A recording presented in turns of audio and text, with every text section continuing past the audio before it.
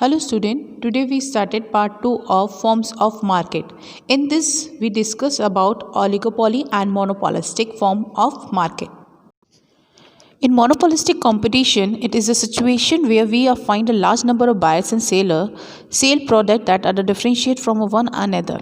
That is a branding or quality and are not a perfect substitute. A firm takes the prices charged by its rivals as a given and ignore the impact of its own prices on the prices of other firms. Monopolistic competition में क्या होता है, इसमें बहुत large number of buyers और sellers होते हैं situation में, और यहाँ पे जो प्रोडक्ट होते हैं वो डिफरेंशिएट होती हैं, यानी अलग अलग तरीके के प्रोडक्ट होते हैं और प्राइजेस भी इसके डिफरेंट होते हैं. तो यहाँ पे सब्सिट्यूट भी मिलते हैं गुड्स के. तो मोनोपोलिस्टिक कंपटीशन एक ऐसी मार्केट है जहाँ पे लार्ज नंबर बायर्स सेलर्स और प्रोडक्ट डिफरेंशिएशन होता है. Now we discuss about the features of monopolistic competition. First is product differentiation.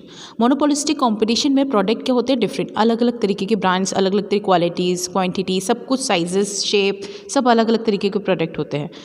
Second, many firms.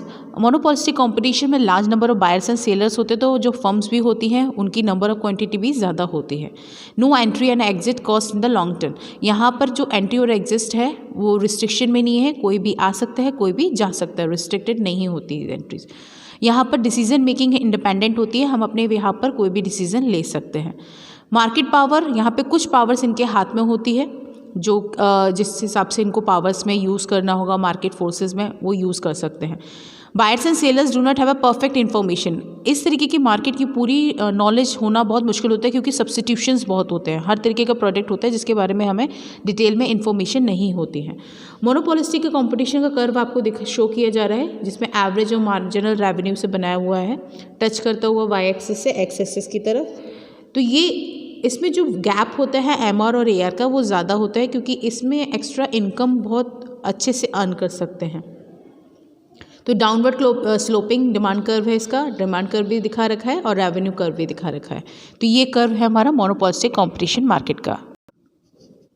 A state of limited competition in which market is shared by the small number of producer or seller. There are a few firms in the market producing whether identical product or differentiated but the close substitute goods. Oligopoly is derived from the Greek word oligos, which means a few, and pollen means to sell. ऑलिगोपॉली मतलब होता है few seller, यानी ऐसी industries जिसमें number of firms बहुत कम होते हैं, जो नंबर क्वांटिटीज़ उनकी कम होती है और वो प्रोडक्ट को सोल्ड आउट करते हैं, तो वो ऑलिगोपॉली फॉर्म होती है. Now we discuss about the features of oligopoly. First is profit maximization condition. oligopoly में profit maximization बहुत अच्छे से होता है. दूसरा, यहाँ पे हम लोग प्राइजेस को सेट कर पाते हैं. प्राइजेस को सेट हम लोग करते हैं, एक डॉक्यूमेंट बनता है जिसको एक एग्रीमेंट बोला जाता है, कार्टेल.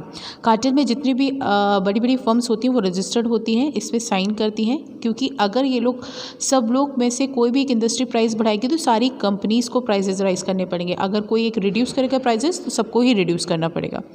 यहाँ पे एंट्री और एग्जिट रेस्ट्रिक्टेड होती है, हर कोई एंट्री नहीं कर सकता और ना ही हर कोई जल्दी जा सकता है. यहाँ पे नंबर ऑफ फर्म्स बहुत कम होती हैं, ज़्यादा नहीं होती हैं. लॉन्ग रन प्रॉफिट अर्निंग रहती है ओलिगोपॉली में. प्रोडक्ट डिफरेंशिएशन होते हैं, अलग अलग तरीके के प्रोडक्ट होते हैं. परफेक्ट नॉलेज होती है मार्केट, क्योंकि नंबर ऑफ फर्म्स कम होती है तो उसके बारे में डिटेल्स में पता होती है. और एक दूसरे पे इंटरडिपेंडेंट होते हैं. इंटरडिपेंडेंट क्यों होते हैं? Due to cartel. कार्टेल में जो अगर प्राइजेस एक का बढ़ेगा तो सबका बढ़ेगा, तो एक दूसरे से इंटरलेटेड होते हैं. दूसरे यहाँ पे नॉन प्राइजेस कंपटीशन है. नॉन प्राइजेस क्यों है? बिकॉज ऑफ द कार्टेल, क्योंकि प्राइजेस सबके सेम है तो कंपटीशन हो ही नहीं सकता है. अब टाइप्स कितने हैं? दो तरीके, कॉलेजिव एंड नॉन कॉलेजिव. कॉलेजिव ओलिगोपॉली मतलब होता है जिसमें आप लोग कार्टेल में रजिस्टर्ड होते हो, सब साथ में मिलके काम करते हैं. प्राइसेस बढ़ेंगे तो सबके बढ़ेंगे, नहीं तो नहीं बढ़ेंगे. रिड्यूस होंगे तो सबके होंगे, तो नॉन कॉलेजिव. तो ये दो तरीके के हमारे होते हैं टाइप्स ऑफ ओलिगोपॉली. ओलिगोपॉली के एग्जांपल हैं आपके oil and petroleum exporting countries, airlines, telecom industries, ये सारे एग्जाम्पल्स हैं हमारे ओलिगोपॉली के. See these are the comparison of the market. जितने भी हमने 4 टाइप्स के मार्केट पे उसके कंपैरिजन है. जैसे कि नंबर ऑफ फर्म्स इन्फिनाइट है परफेक्ट कंपटीशन में. नंबर ऑफ फर्म मोनोपोलिस्टिक में है, बहुत सारी होती हैं. मोनोपोली में एक ही होती है, ओलिगोपॉली में कुछ होती है. मार्केट की पावर देखी जाए तो परफेक्ट के पास कुछ नहीं होती है, मोनोपोलिस्टिक कंपटीशन में कम होती है, मोनोपोली में पूरी होती है क्योंकि कंट्रोलिंग एक ही हाथ में होता है. ओलिगोपॉली में थोड़ी सी ज़्यादा होती है. इलास्टिसिटी ऑफ डिमांड देखी जाए तो परफेक्ट कंपटीशन में परफेक्टली इलास्टिक होती है, मोनोपोलिस्टिक कंपटीशन में हाईली इलास्टिक होती है, मोनोपोली में रिलेटिवली इनलास्टिक होती है, ओलिगोपोली में रिलेटिवली इनलास्टिक होती है। प्रोडक्ट डिफ्रेंशिएशन देखा जाए परफेक्ट कंपटीशन में नहीं होता, मोनोपोलिस्टिक में होता है, ज़्यादा होता है, बल्कि मोनोपोली में अप्रॉक्सीमेट थोड़ा सा एब्सोल्यूट रहता है और ओलिगोपोली में कम रहता है। जो प्रॉफिट होता है परफेक्ट कंपटीशन में नहीं होता ज़्यादा, और मोनोपोलिस्टिक में हो भी सकता है, नहीं भी हो सकता है। अगर लॉन्ग टर्म तक जाएंगे तो नहीं होता है, शॉर्ट टर्म के लिए होता है। मोनोपोली में प्रॉफिट होता है, ओलिगोपोली में भी प्रॉफिट अच्छा होता है। एफिशिएंसी परफेक्ट कंपटीशन में अच्छी है, मोनोपोलिस्टिक में नहीं है, मोनोपोली में भी नहीं है और ओलिगोपोली में भी नहीं है। प्रॉफिट मैक्सिमाइजेशन कंडीशन हमारी MR=MC होती है परफेक्ट कंपटीशन में, MR=MC होती है मोनोपोलिस्टिक में भी, MR=MC होती है मोनोपोली में भी, बट ओलिगोपोली में नहीं होता है। प्राइसिंग पावर हमारी परफेक्ट कंपटीशन के पास प्राइस टेकर होते हैं, ये लोग प्राइस लेते हैं। मोनोपोलिस्टिक में भी प्राइस सेटर होते हैं, ये लोग प्राइस बनाते हैं, यानी मेकर हैं, ये लोग प्राइस खुद बनाते हैं। मोनोपोली भी अपने प्राइसेस खुद बनाते हैं, ओलिगोपोली भी अपने प्राइसेस खुद बनाते हैं। तो ये कुछ कंपैरिजन है हमारे मार्केट के।